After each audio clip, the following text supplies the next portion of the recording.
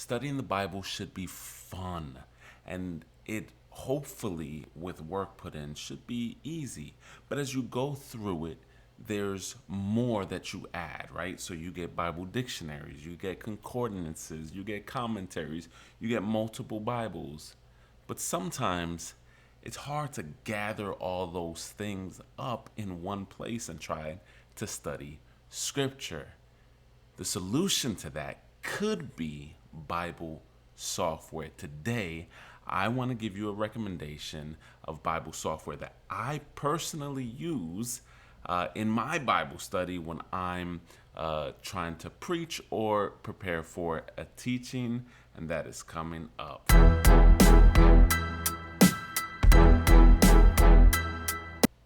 What's up, everyone? My name is Reynaldo Ramos with VineMedia, and we desire to see people grow in Jesus, mature in Jesus, and get connected to the vine. And we do that by making these videos. We would love for you guys to subscribe, hit that like button if you find any value in what we do.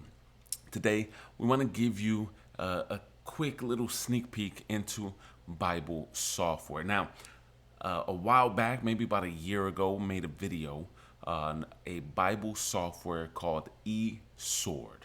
eSword, and you can go and check that video out, where we look at a very cheap and easy Bible software that could help with your Bible study. I believe it's free for PC, and it might be like $10 or something for Mac. Really cheap, and it's a really, really cool, good resource. Today's resource is a little bit more advanced than that, gives you a lot more, and it ranges in price, I think, from starting from about $50 to like $10,000, depending on what you want. But that is a part of the Bible software, because what Bible software does is it puts all of these resources, commentaries, lexical aids, Bible dictionaries, history, Bible or New Testament and Old Testament surveys, all of these resources, and it puts it in one place in a software where you can hopefully easily navigate and study Scripture. This is best done for academic purposes or for teaching and preaching purposes. So I'm not saying you can't do this for daily Bible devotion or daily or Bible study for your personal life. It's a great way to do that, but it really works and comes alive best when utilized for academic or preaching and teaching settings. So there's a lot of Bible software out there. The king of the crop is a software called Logos. I've never had the opportunity to own it. I've seen it, I've played with it, and it is absolutely beautiful, absolutely amazing. But this Bible software that I have today for you, that I want to show you quickly, is called Accordance. And I just want to show you really quickly their website, and then I want to show you my personal copy to just kind of show you the navigate around it. And then hopefully, if it's something that blesses you, maybe you'll take a look at it. So we have here, this is just on their website. You can see the Accordance Bible software. This is on their learn more about the tools. So I'm going to kind of go through some of the tools that they have here. And so you can see kind of glimpse of what it could look like. Now, with these tools, let me just say this. It depends on the collection you have, and it depends on the resources that you have within the collection and within the software that you personally own. And you can add stuff. But for instance, there's an interactive atlas right here. You can see that little picture. But if your software, if your collection doesn't include an atlas, then you won't have that feature. Okay, and that's all of that is. So here, there's a beautiful interlinear Bible that you can access. And interlinear is simply looking at the English language with the Greek or Hebrew right there, and you can kind of walk through it.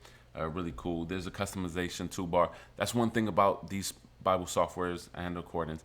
You can customize it, your workspace, to kind of fit your flow, to fit what makes sense and what is best for you. And then for this example, it has an atlas. And so you can see a map and explore whatever portion of scripture or whatever place through maps. And depending on your collection, you can look at it through pictures today. You can look at it through interactive 3D maps, a bunch of different options. There's also some search stuff, like if you want to search the word love, and it kind of populates some stuff. You can do topical sort of searches like that. And then this is kind of an example of a workspace, again, depending on the resources that you particularly have purchased within the software. But you have the Greek and Hebrew, you have the actual Bible, you have Bible study commentaries, you have some analytics that you can look at trends within this particular word that you're studying, or the topic that you're studying, and you can look at the percentage of or the number of times, and that word is used, and you can see it in graph type. It's really, really, really cool to kind of see all that there. And so, again, it really is dependent on your purchasing of a particular collection or particular resources within that collection. So let me show you my workspace, and I could kind of show you what I'm talking about, because I don't have access to everything because it's just my the way my the one I bought, or the one I have access to. And so here's my workspace. Okay, in the left hand side, I have some recently used tools there, but in the bottom here it says tools. I have my dictionaries, all the dictionaries that I have access to in my resource pool, and there's a bunch there. Like you can see a bunch of different dictionaries that I can tap on and search. I have a few commentaries. I don't have much on the commentaries. These are kind of commentaries that come with the software. And the reason I don't have a lot of commentaries is because my collection was a focus on Greek and Hebrew. And so I have some Greek and Hebrew lexicons that help me. And the reason I chose this and the way I use this software most is to do word studies and to really dig deeper into the Greek and Hebrew. And so that's what I bought. And so I bought the software package that focused on the Greek and Hebrew. You can buy a software package that focuses on the English, and it'll give you more commentaries.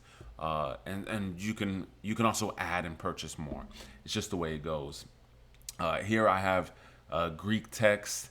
I can kind of highlight and get words. I can also change. I have another window here that I can switch over to the English text. Right next to that, I have a Greek's Strong's dictionary.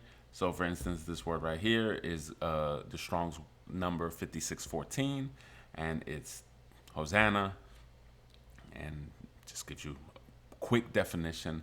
I could also change that to another resource if I wanted to get more information. Down at the bottom right, I have commentary, and then I have another window that I can add another resource if I wanted to. And so that's what it kind of looks like. There's so much more you could do with it. This is just a snapshot, okay? And I'm not even an expert in this. Every time I use it, I feel like I learn something new. And one thing that's awesome about these softwares is that there's so many resources available online.